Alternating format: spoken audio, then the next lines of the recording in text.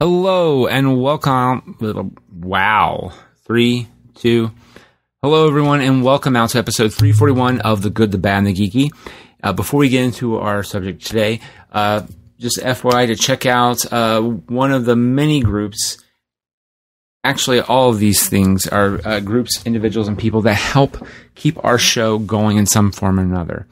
Packrat Comics at packratcomics.com. They are located in the heart of Old Hilliard, a suburb of Columbus, Ohio. And not only do they house a large selection of comic books, new and old, they also have a huge set of graphic novels, t-shirts, board games, collectibles, and more. Come check out the 2015 Eisner Award-winning Best Retail Store, Packrat Comics, where they will have another awesome event coming up soon, July 22nd, the Not at Comic-Con Comic-Con. For more information, go to packratcomics.com. Also, check out some of the really cool stuff that I do. For those listening, I do apologize. We normally allow swear words. Even though this episode, we try to keep it PG-13 best we can. But the shit I do, as coined by DJ Meat, a.k.a. Nathan Haley, it's where I do shit, and I tell you about it so you can hopefully check it out. Like, I do a podcast, which was the winner of the 2016 Audioverse Awards for Best Writing of a Fan/Adaptation Production. Up in the bird. Wow. 3, 2, up in the skies. It's a bird. It's a plane. No, it's the magical unauthorized misadventures of Rocky and Boinko and Friends.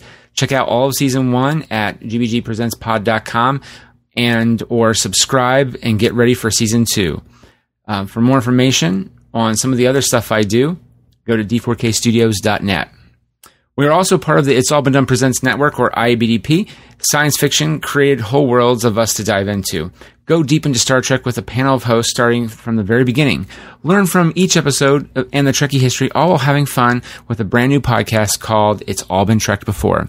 Available on iTunes and Stitcher. It's all been done anyway, so check out www.iabdpresents.com. And last but not least, you like podcasts? If so, I mean, obviously you're listening to mine, but if you like podcasts, that means you probably like audiobooks. There is a company out there called Audible, and if you want a free trial for over 30 days, go to audibletrial.com/goodbadgeeky. You can choose from over 200,000 bestsellers, new releases coming in all types of genres, from sci-fi, yay, to the classics. And there's new releases too, like Astrophysics for People in a Hurry by Neil deGrasse Tyson. Pretty freaking rad. So, get your 30-day free trial of over 200,000 titles to choose from by going to audibletrial.com/goodbadgeeky. And after 30 days, Audible is just $14.95. Don't like your book? Don't worry. They'll exchange it for you. Look, and if money is tight, or maybe you realize, look, I like podcasts, but maybe the audiobook thing isn't your bag, well, don't worry. Cancel at any time. But you get to keep the audiobooks, though, either way, so it's a win-win. Or maybe you want to exchange it. That's okay, too. They cover all that for you. For more information, go to audibletrial.com/goodbadgeeky. All right, folks. I know it's been a while, so I do apologize. The goal is to get these out a few days until we get caught up into a normal schedule. Consider this as me making it up to you for missing out. Again, I apologize. First up, though, we have a series of podcasts that's for MadLab.net. For those who don't know, I've been really having a lot of fun helping out at MadLab recently and some of the little subsects within MadLab. So if you know, like OGP, I've helped out with the St. James Tavern, and I might talk about that at a later time or another podcast.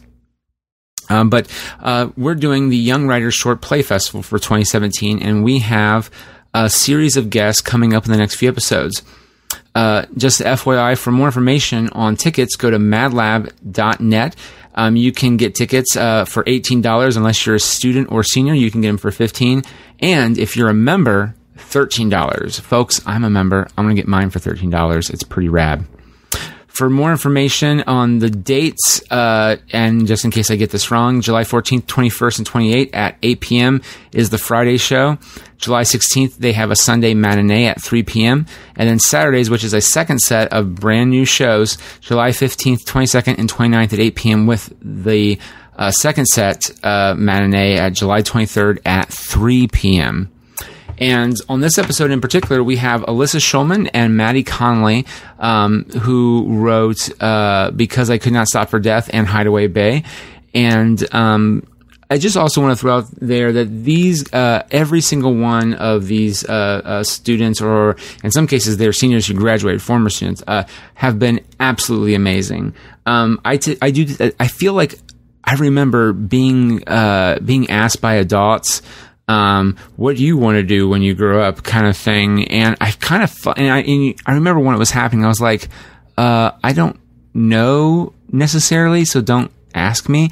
I feel like I asked this from all these kids. So, and I just do some very typical, adult things to ask kids sometimes. I'm not gonna lie, I've never interviewed anyone from the Young Writers before. It was a complete honor, though. These are all very talented and hardworking individuals, and their plays were picked for a reason. And if you come out to those shows, you can see why. And I was also blessed to help out with a reading. They do 2 read-throughs, so they can kind of see it in action and kind of, play around with it and go, okay, this needs to be done, or this needs to be done. I think it's really phenomenal, and you guys need to check it out. So the first set, we lead with Alyssa and Maddie, and again, I'm sorry if I come off like a weirdo, but these two were very polite to me if I did, and were just, again, a real pleasure to talk to. Now, I will throw out there, too, that there are spoilers in all the Young Writers show. So if you don't like spoilers, I suggest that, you know what? Go see the show for more information, madlab.net, and then, come back and listen to this podcast, and we'll talk a little bit about their insight, their endings, what worked, what didn't work, etc., and their process for learning. All right, enough of me blabbling away, though. Here is episode 341 of The Good, the Bad, and the Geeky.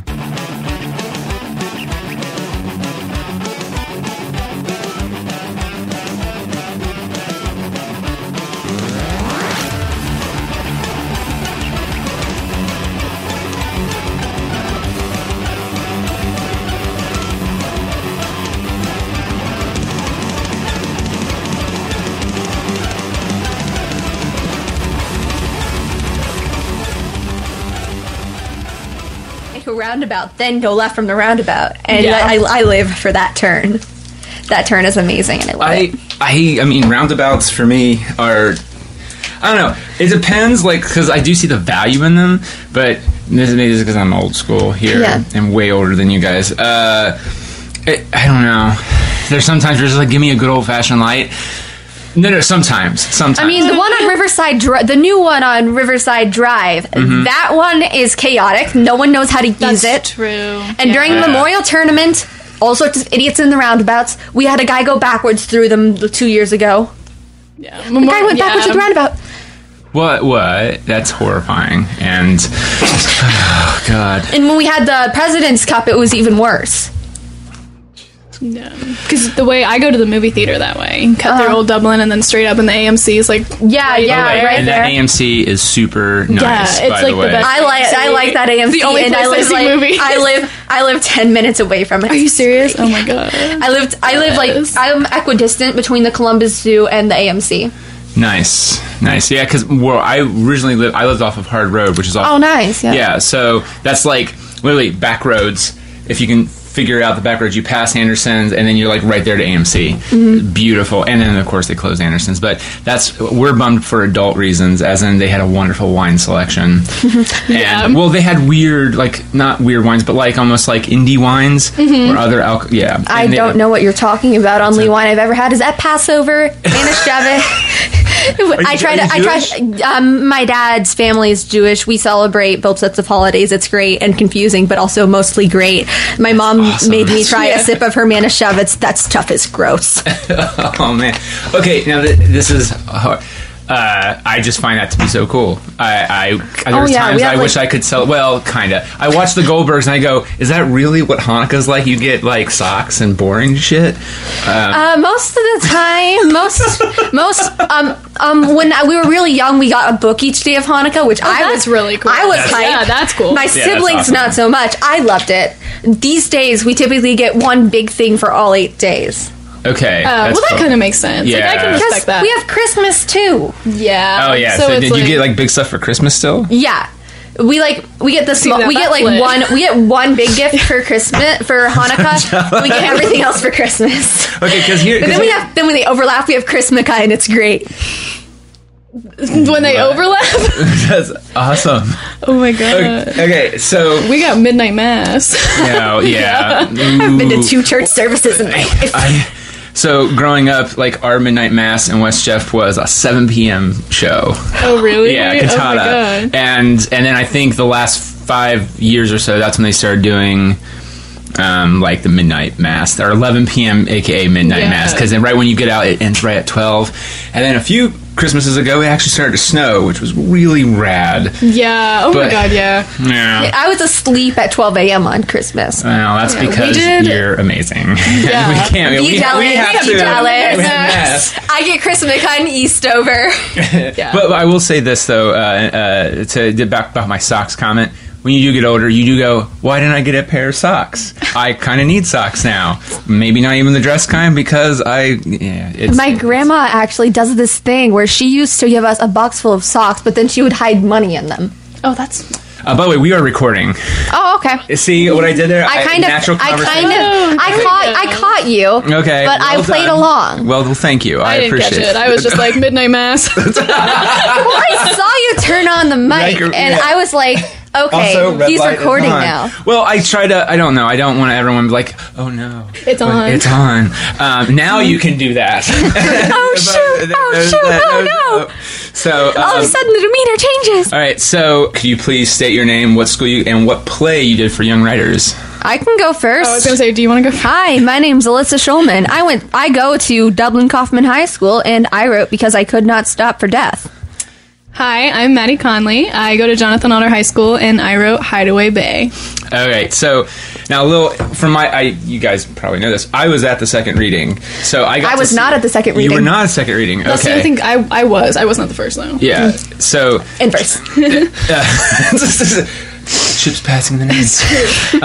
No, it was a lot of fun. So because I could not stop for death, that is the inspector, right? Yes, that's me. Yes, and then yours is Hideaway. Oh, actually, both of yours is kind of depressing when I think about it. I love yours. Oh, thank you. I love that. I love yours. Go team. The shows this year are so good. I know. Did you see last year's? Comedies. Yes, I saw last year. Did you see last year's? I did not, but I probably should have. I liked how you did that in Sing Song. I did not. You kind of did like a Chandler Bing there. Oh no! I had to think about it. Gum is perfection. What? So, for all our listeners who are Friends fans, I've made your day. No. Tangentially, so have I. No, I really liked both of them. Yours, like, because most of them so far, like even yours, there were a few funny moments in Death, but. I Cannot Stop for Death. Sorry. There's also another one called Death, Your Role, and Death Discovering Your Role. Death Discovering Your Role. And the girl who played the flapper, I don't know her as well, but she knocked that one out of her. But I just remember the second reading for yours, they had Pepe from MadLab. He did the inspector, and then Vicky Kessler did the mom. I mean, I want to use expletives. It was amazing. It was amazing. So good. It was so good. Thanks. Yeah, shit and ass is where I draw the line. I will not say. I usually drop other bombs, so I'm not going to do that. But it was that good though. Oh, thanks. Yeah. Yeah, it went through about 10 drafts. The version that's being staged is draft 10. Thank goodness that my mentor Travis Horseman had the patience to work with me. You had Travis? Yeah, he was awesome. He does a comic book series called Amiculus, I think. Yeah, he told me about that. I've been meaning to read it. I have his. I've signed up for his Kickstarter, so I'm hoping to get a book sometime. But I told him, I was like, dude, just hand it to me. Don't spend money on shipping. Yeah, save that money for someone else. Yours though. Was another one because there's some kind of funny moments on it, and it's really touching though at the end. Mm-hmm. Yours is just straight up like, "Where's this going? This is awesome." Oh, okay. Was it going? No. I really like the way that you use the flashbacks. I was like mind blown. Thank you. Which is really awesome. But it keeps you as a viewer in the audience in suspense of where's this going? She'll show up again. Oh no. Will she? Spoiler alert. Will one character show up again at the end, or will they not? I mean, it's Hideaway Bay. Is she hiding? We'll never know. We'll never know. What night's yours on again? Saturday. Good, because I made all my family come to both nights. Yeah, I'm hoping to, because your family's gonna be like, why did that girl write a play about people killing each other? I think it's more of like, it's an accident they take and make way it out of bounds. Yeah. So to be clear, because no one in the audience probably knows what we know what we're talking about. You'll know what we're talking about if you go see Young Writers. Yeah, come see it. That's right. And yours is, and you'll know what we're talking about. Saturday, and then you have the second Sunday matinee. Yes. And then yours is also the second. Mine is the Friday, and then the first Sunday matinee. That's right. You can come to both nights and have a tour of Alton plays. They're amazing. They are great. Like, some of them, I actually laughed until I cried. Better than like all the stuff on TV. I promise you that. I mean, it's not hard to be better than the stuff on TV these days. But like, also go see That's it. an interesting comment, because a lot of people feel that TV is getting better than it was. But in terms of network TV, I will say yeah. I would always say that our stuff is better than network TV. Oh yeah, I'm biased. I think. Yeah, we wrote stuff. I'm so great. But Sarajevo 1914 though. I'm actually speaking with her after you guys. Really? Yeah. Oh that is her show's awesome. Tell her we said hi. No, I will. Well, the great. But you'll probably see her as Ships in the Night. Ships in the Night. But that one I just was interested. I was like, are they really doing? Because sometimes you guys do clever titles, and sometimes no, it's very direct. Mm-hmm. But like hers was like, what is this? And you realize, oh shit, it's really Sarajevo 1914. I was like, this is awesome. I thought it was going to be like a reference to like a literary material reference in the play at first, but then it was like actually historical fiction, and I was like, we haven't had a historical fiction play in Young Writers in a couple of years. I didn't even know they had. I was really excited. Me too. So have you been going to Young Writers for a few 2 years ago, I was a playwright, and then last year I was their intern. Oh, really? Yeah, so I've been there. So you're kind of a big deal, is what I'm hearing. No, no. I know. As the noob, I bow down. Stop.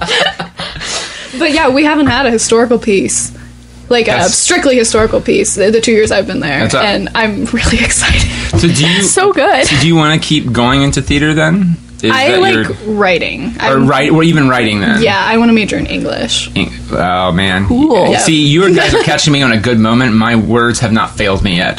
Too bad. To the point where I had to create a drinking game for how bad I say things. Oh, no, because I can't, because it's my brain. It's failing me. All of a sudden I was like, Hilliard is of Columbus. What is the word? Like, oh gosh. Yeah. So and I was like, or I won't say the word right. I'll be like, it's a suburb of suburb of stuff like that. Gosh, yeah, it got pretty bad. So, by the way, for those playing at home, that does count. Take a drink.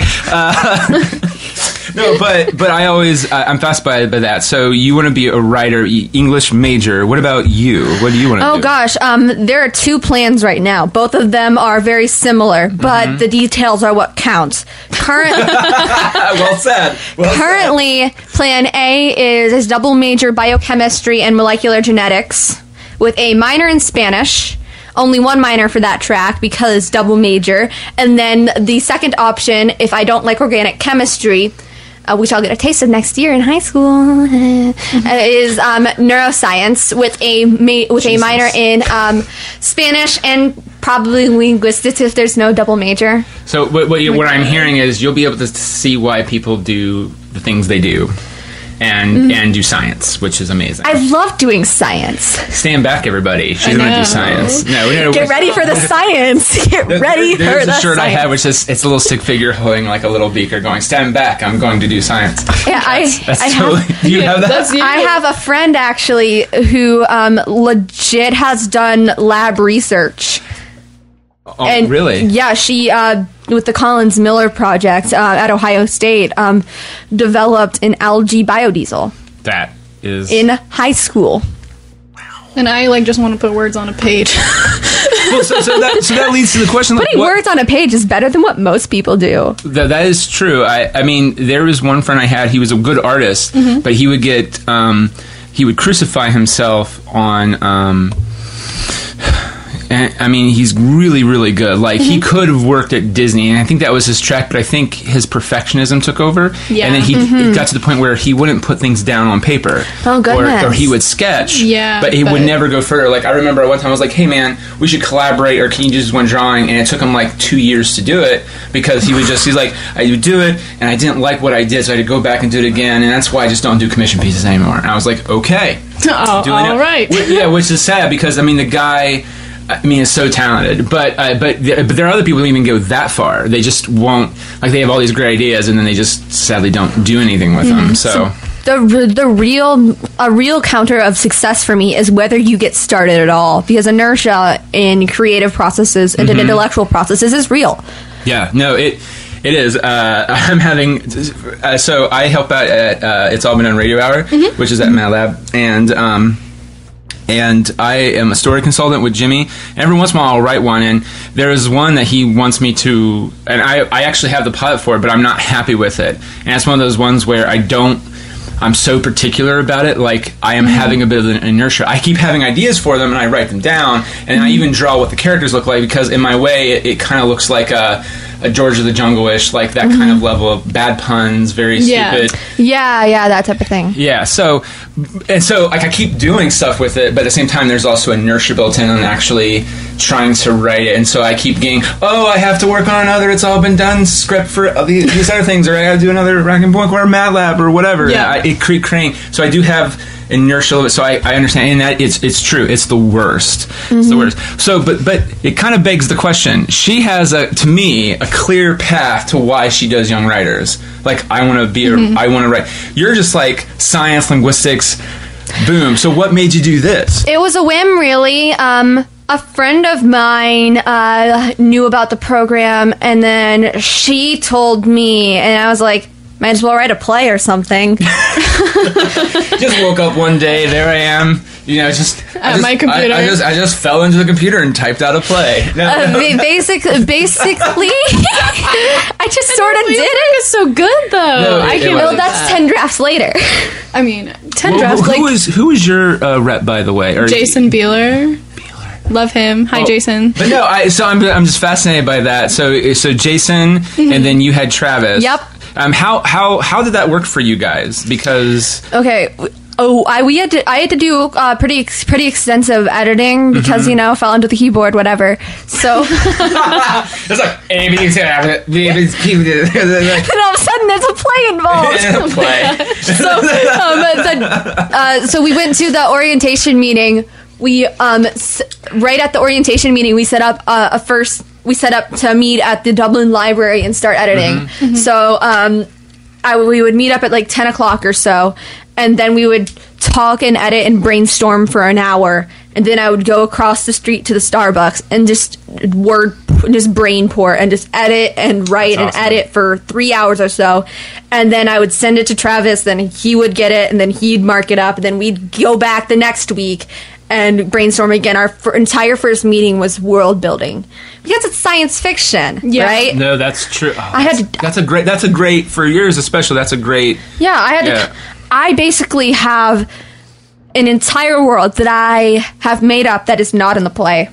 But that's good though, because that way, if any of us during the readings, whatever, like say if you were there, I think there was one question that came up about the watch or the thing that the device. The device. Oh my god! No, I know you probably heard a lot of it. They videotaped it and sent that to me. Oh, was it? So I think it was either Josh or somebody was just like, I just knew that somebody was just like, what if it does this? Can it do this? Because it makes sense up to this point, but we have a question about that. And but you world building helps with those answers. Yeah, because I had a lot of those answers. No, but that's good. Yes, I just wasn't there to give them. No, I have an entire timeline in my head. I have several time travel theories that work with it, depending on whether you have a deterministic or free will view of the universe and time travel. So fun little thing. If you get a chance, if you have not. You should watch Futurama. They have a lot of really neat math theories and math jokes in there. If you get a chance, if you can get through the I'm Bender Dooba-Doo gonna drink blah blah blah stuff, which I think is funny, but I understand if people don't. So So you had Travis. What was yours like with Jason? Oh my god, I love Jason. It was really interesting because we would bring things to my attention that I had like never even considered, because I just sat down and wrote the play. Like I was like, all right, this is good. Like I'm a good writer. And then, like, way to think really high of yourself. And then, she just tossed her hair for those of you at home. Okay, don't think bad of me. No. Kind of judging. What?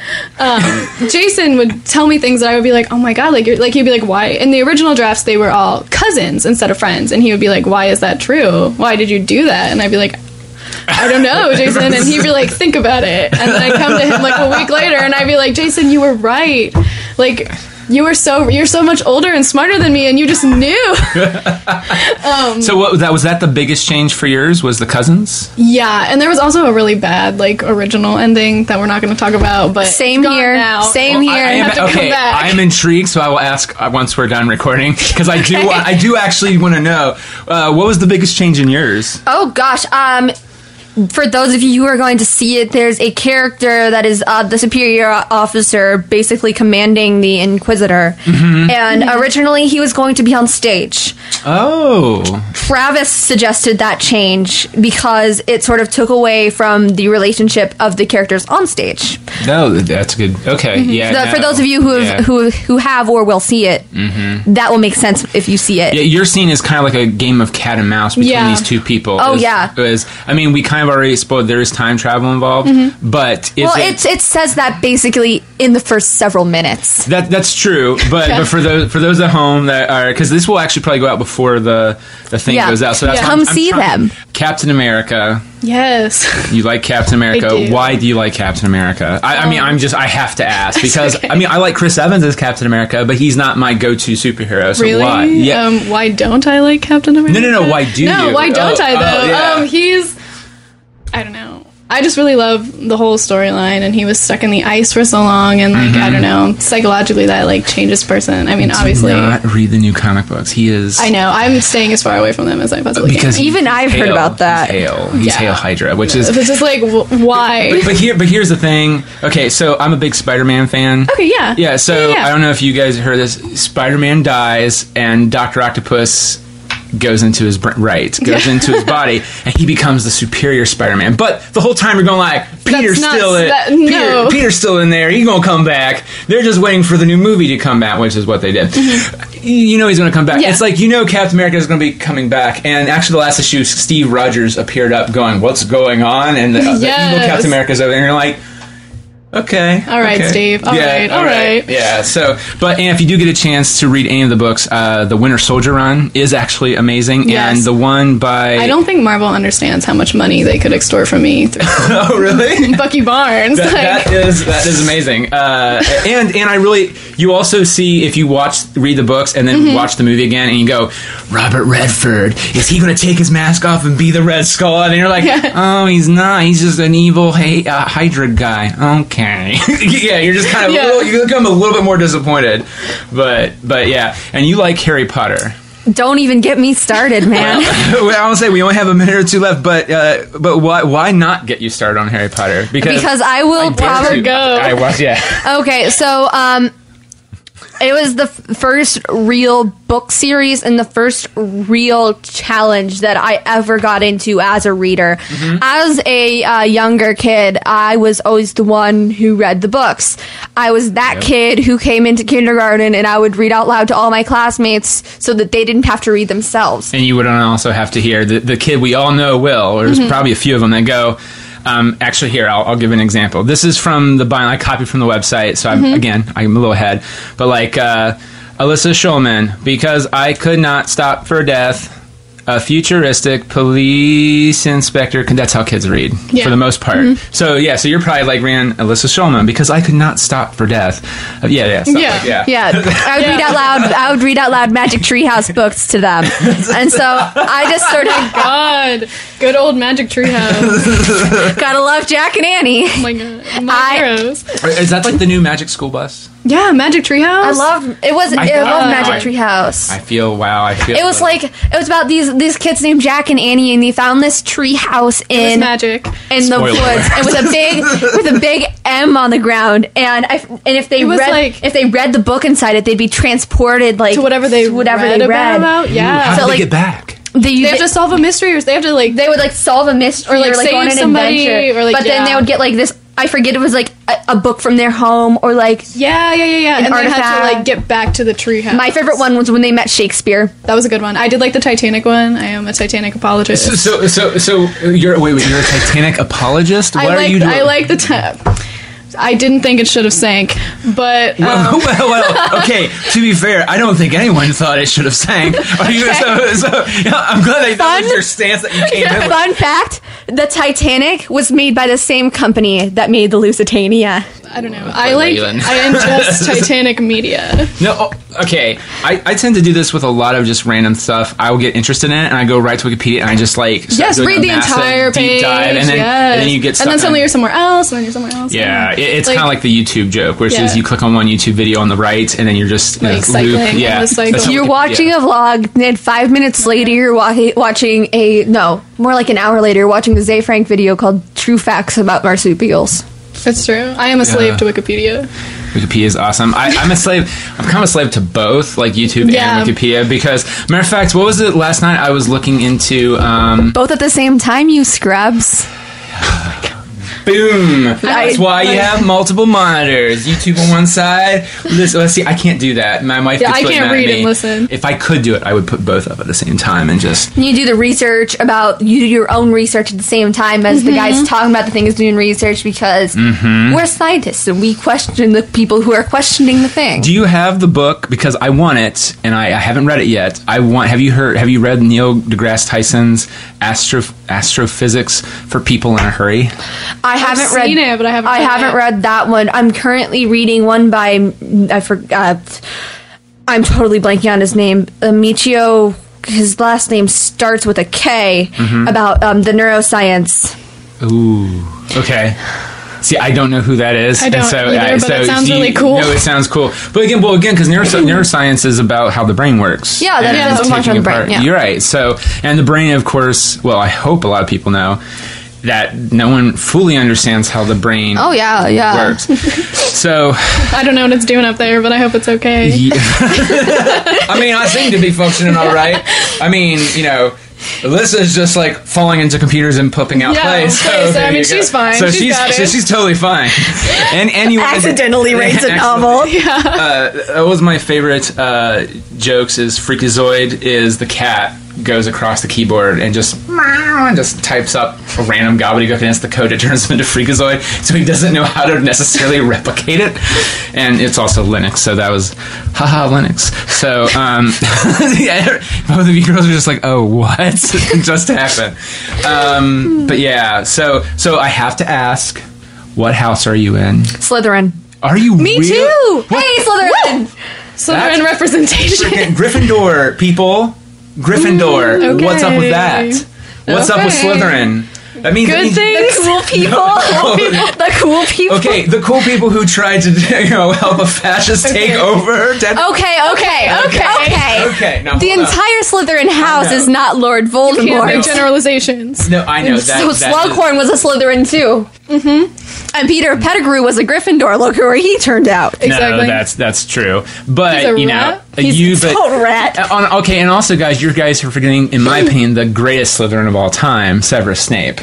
Oh goodness. I'm sorry. God, that's so heartbreaking. It was heartbreaking, but I don't feel bad for him at all. I don't. Wow, you guys, usually people are like, he was so mean to those poor kids. He loved Harry's mom. Does that give him an excuse to be a jerk? No. I don't know. But he was obsessive over her. Which I respect, but also as the person who has been obsessed over, it's like. Well, but you got to understand too is that every time you look at him, now I think they did this better in the books. In the movie, it's a little harder, and Alan Rickman sold it. It's always better in the book. No, that's true.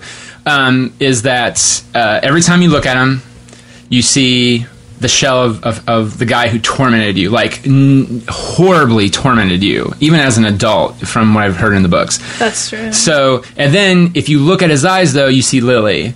And then so there's this weird, horrible inner turmoil that I feel I don't know, maybe this is me going I want to like Severus a little bit because, But Neville?